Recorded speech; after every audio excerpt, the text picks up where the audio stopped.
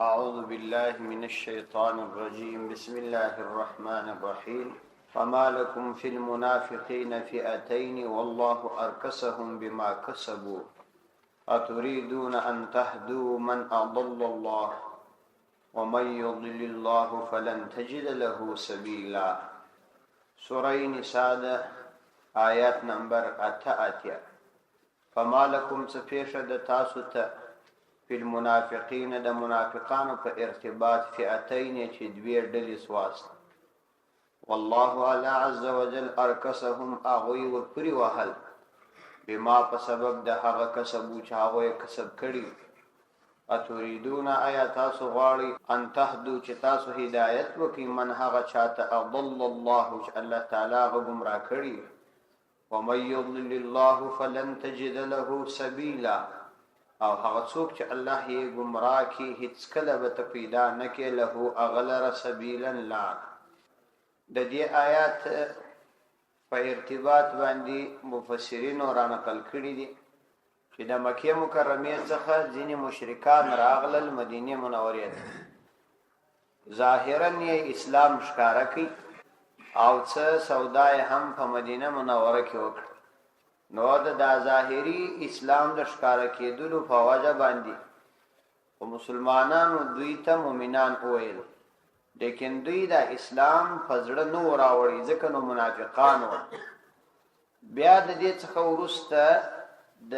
مدینه منورې څخه مکه مکرمه ته ولاړل،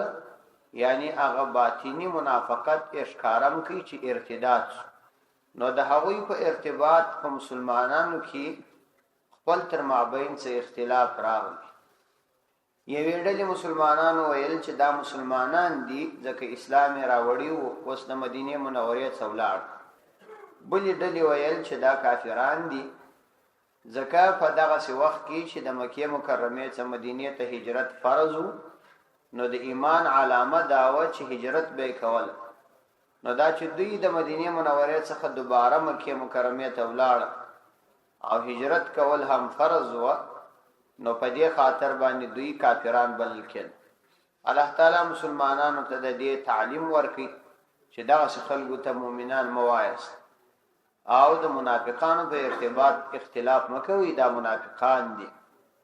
وما لکم فی المنافقین فئتین،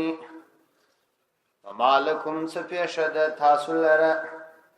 یعنی چې کله تاسو د مرتدینو حالت ولیدئ فی المنافقین د منافقانو په ارتباط باندې، یعنی اول د واره خو دوی راله ظاهري د اسلام دعوه وکړه، نو په زړه کې خو یې کفر و ځکه الله تعالی ورته منافقان وویل. بیا چې کله ظاهرا یې دغه اسلام هم پرېښودی نو مرتدان سوه. فما لکم، یعنی کله چې تاسو د مرتدینو حالت ولیدئ نو څه پیښه ده تاسو لره فی المنافقین د منافقینو په ارتباط چې رایه مو مختلفه سوله. د اختلاف رایې په وجه باندې فئتین دوې ډلې وګرځېدلاست چې یوه ډله یې اوس لا هم مسلمانان بولي. والله علی عز وجل ارکسهم، هغوی ورپورې وهله د هغوی د اعلانیه کفر په وجه بما کسبو په سبب د هغه چې دوی کسب وکړي، یعنی په وجه د دې چې دوی ارتداد وکړي د دارالاسلام څخه دوباره ولاړ، د اسلام د کور څخه بیرته تلل دا د ارتداد وجه. نو دا اوله ډله وه. الله فرمایي اتریدون آیا تاسو اراده لرئ ان دا تهدو چې تاسو د هدایت وکړئ من هغه چاته اضل الله چې الله عز وجل ګمراه کړي وي. اتریدون آیا تاسو اراده لرئ، یعنی که یو څوک مرتد سی او د اسلام وطن پریږدي نو هغه کافر سو، نو تاسو هغه اوس دوباره د کفر راباسئ، حالانکه چې الله تعالی کوم چاته د کفر فیصله او اراده کړي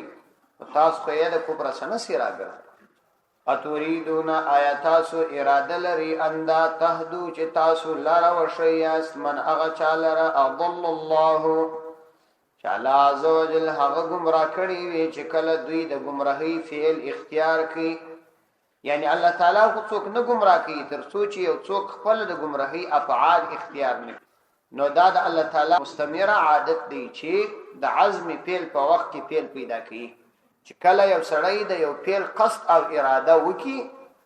او اختیار وکي نو الله تعالی هغه پیل ته وجود ورکي نو کله چې دوی کفر اختیار کوي الله تعالی هغه ته وجود ورکي او په کفر مبتلا شي مطلب دا دی چې غیر مؤمن ته چې گمراه وي هغه ته هدایت یافته مؤمن ویل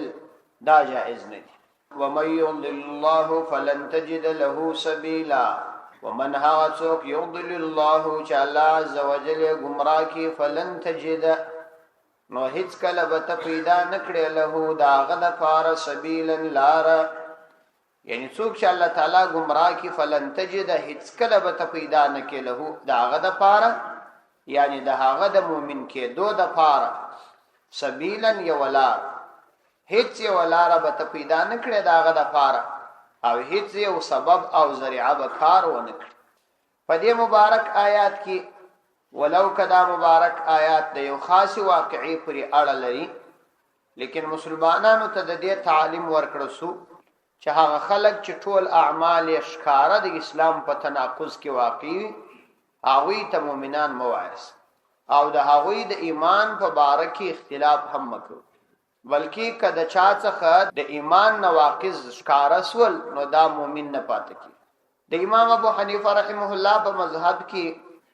دا د کفر فتوا تر ډیره وخت پورې نه لګول کیږي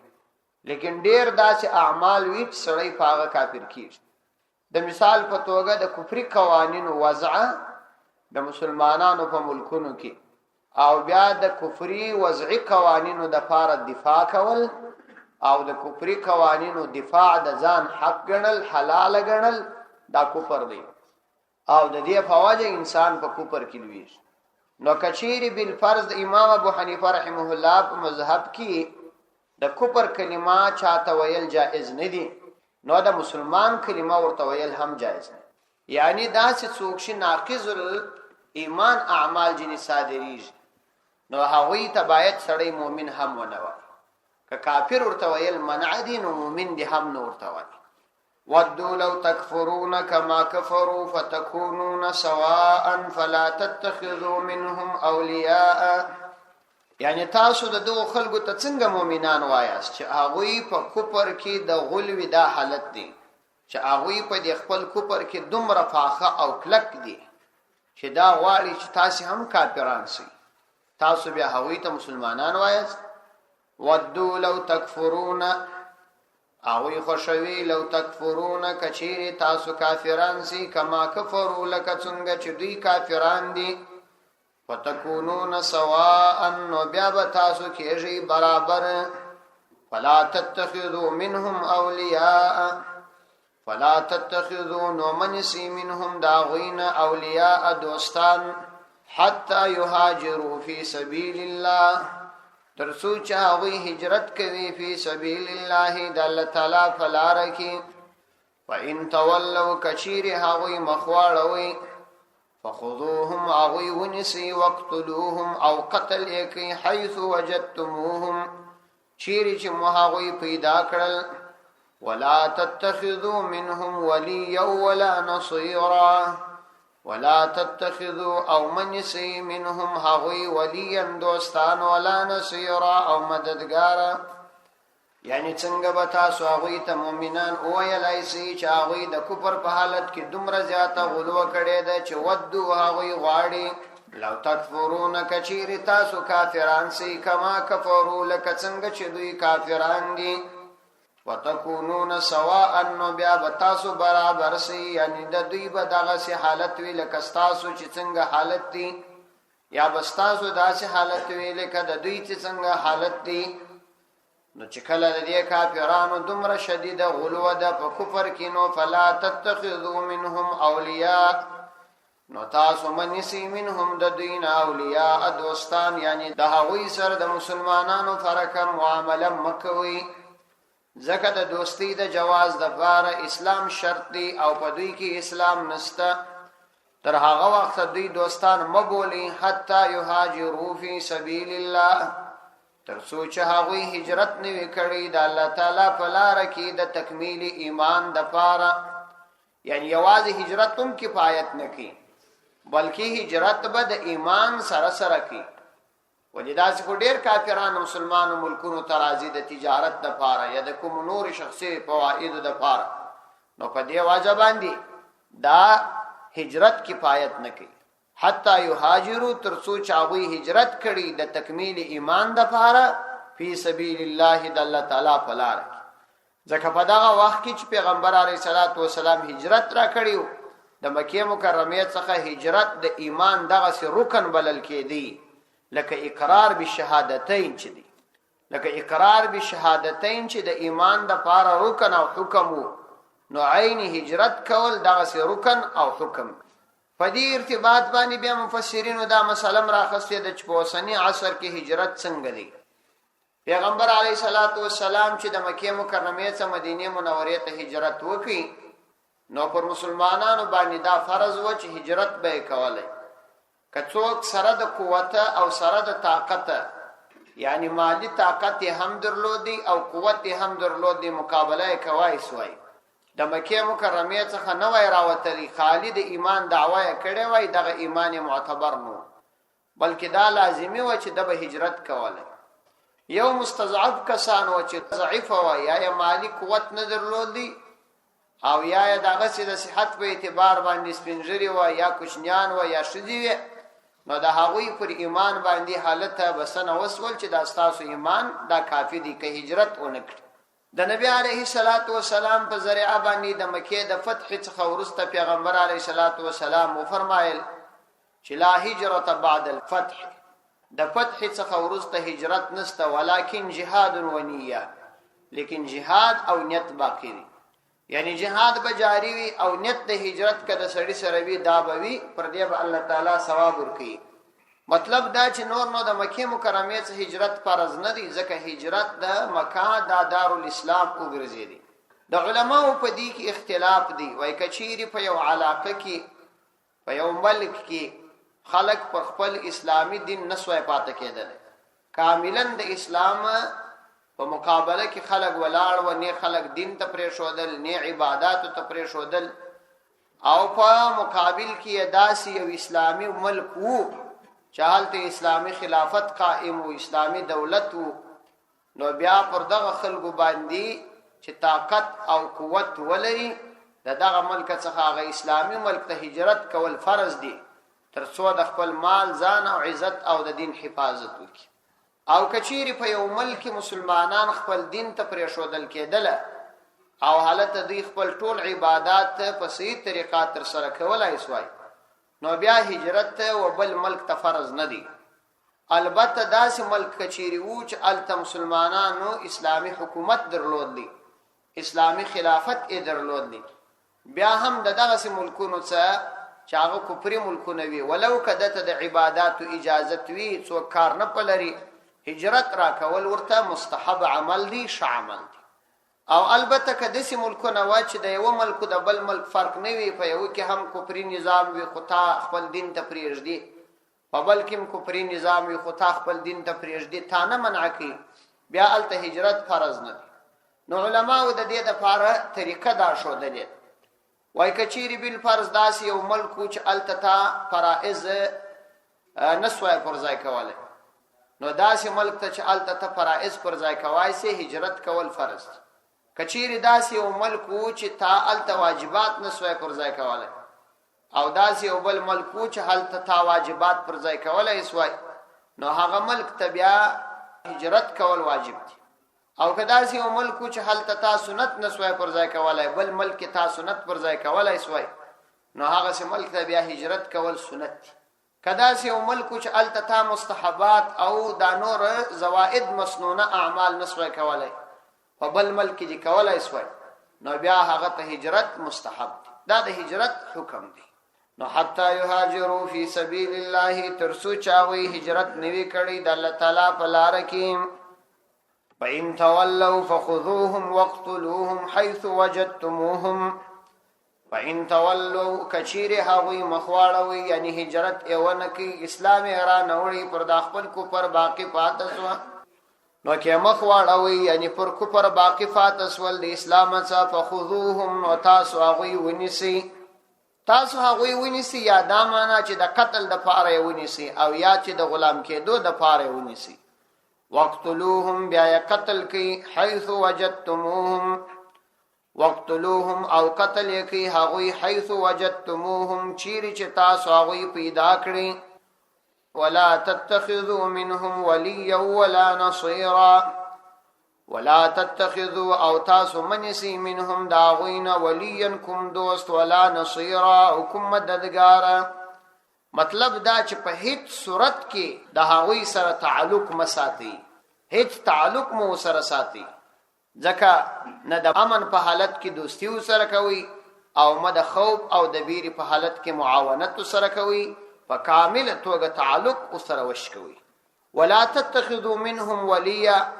یعنی د هغوی سره دوستی مپالي،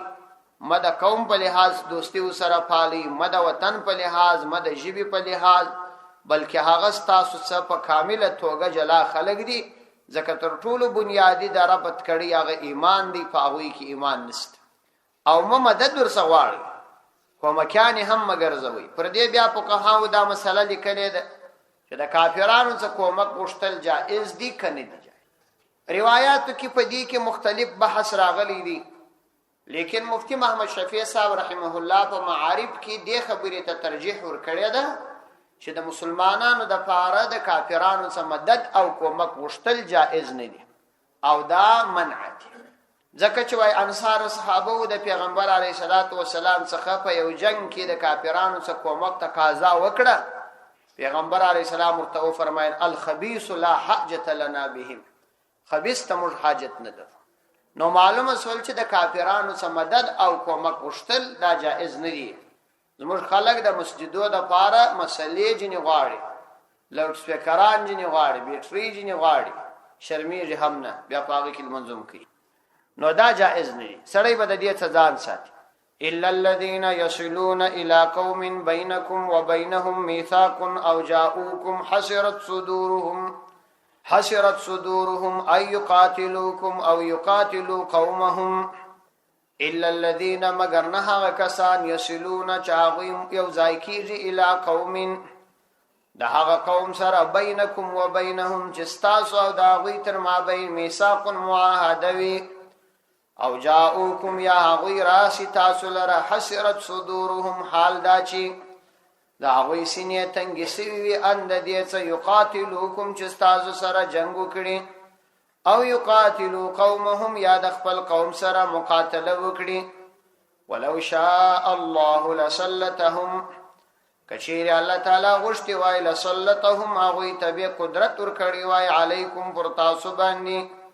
ولقاتلوکم نو تاسو سره به ضرور جګړه کړي وای. فإن اعتزلوكم كاغوی استاسو څخه گوشس ولا فلم يقاتلوكم او استاسو سره جګړه ونکړه او القوا اليكم السلام او تاسو ته د صلح پیغام وړاندې کی. فما جعل الله لكم عليهن سبيلا، فما جعل الله نو ندی ګرځولي الله عز وجل لكم تاسو د پاره عليهم فاغوی باندې سبيلا سلارا. دا دوهمه طائفه شي، دوهمه طائفه چې د دې په ارتباط باندې مفسرین لیکلي دي. ابن ابي شيبه د حسن رحمت الله علیه سره نقل کړي دي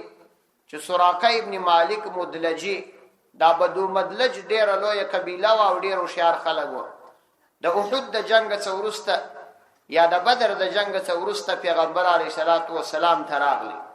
نبی علیه الصلاۃ والسلام ته ویل چې زه د خپل قوم د طرف استا سره معاهده کوم پر دې چې نه به ته په ما کار لرې نه زه په تا کار لرم. ستا چې کوم خلک مقابل دي زه د هغو امداد نه کوم، او زما چې کوم خلک مقابل وي ته به د هغو امداد نه کوې، او زما سره چې د کوم قوم معاهده وي ستا هم د هغو سره معاهده ده، او ستا چې د کوم قوم سره معاهده وي زما هم د هغه قوم سره معاهده ده. پیغمبر علیه الصلاۃ والسلام د هغه سره صلح وکړه. نو په دغه آیاتو کې پیغمبر علیه السلام ته او عام مؤمنانو ته دا وایي چې کومې ډلې د کافرانو ستاسو سره صلح وکړه او ستاسو سره د جنگ څخه ځان وساتي، نو تاسو بیا د هغوی سره صلح وکړئ. مطلب دا چې د صلح پیغام به د کافرانو د خوا وي. مسلمان ته دا جائز نه ده چې کافر ته د صلح تناظر وړاندې کړي،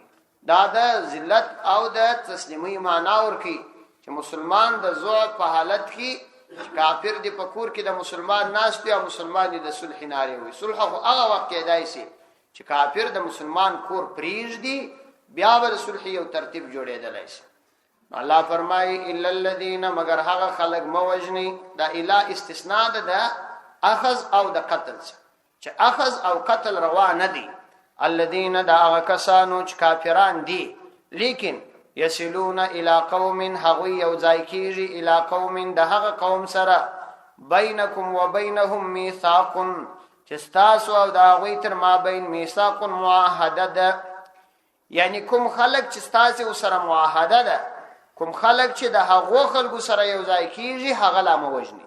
مطلب دا چې معاهده والا خو په طریقې اولا موجني. کوم خلق چې د معاهده والا سره یو ځای کیږي دا غو وجل تاسو ته منع. یسلون چې یو ځای کیږي الی قوم دا قوم سره بینکم و بینهم چې ستاسو او د هغوی تر مابین میثاق معاهده وي او جاءوکم او یا هغوی راسي، یعنی بلا واسطه هغه خپل صلح ته راسي، یا خو د هغه قوم سره ملګری چې هغه قوم ستاسو سره صلح کړي، یا دوی خپل براه راست صلح ته راسي. او جاءوکم یا هغوی راسي تاسو لره حسرت صدورهم په داسې حال کې چې تنګ سوي زړونه یې اند دې چې یقاتلوکم چې تاسو سره مقاتله او جنگ وکړي، او یقاتلو قومهم یا د خپل قوم سره مقاتله وکړي. یعنی دا چې د خپل قوم سره اوسېږي تاسو مقاتله وکړي، او یا تاسو سره اوسېږي د خپل قوم سره مقابله وکړي. مطلب دا چې د دې دواړو کارو څخه زړونه تنګ سوي نو تاسو دغه خلکو سره مجنګ کوي او مې نسی. الله عزوجل په دې را روان آیات کې خپل انعام بیانې چې دا تاسو د خپل رب احسان ومني چې الله تعالی دغه هوښیار قوم او د زورور قوم په زړه کې ستاسو رعب ورواچوي او د هغوی په زړونو کې دا واچول چې ستاسو سره صلح وکړي. کنه داغه خلک الله تعالی د دې په زړونو کې رعب نه وای اچولي، ستاسو سره به مقابله کوله.